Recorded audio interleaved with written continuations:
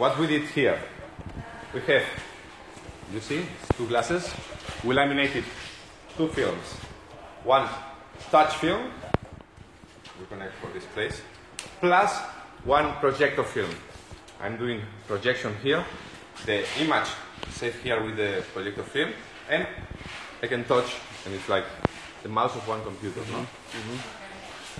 For the moment, all the people is doing this with like the films you put in your car, no? If water you don't protect, you have interference of the ambient. In this case, we can protect it. We have zero interference, all these things, no? And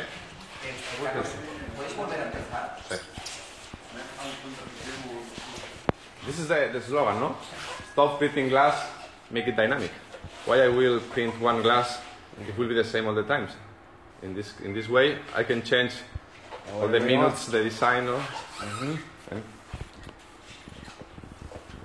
what image I can put here? Tell me what you want. No? This one.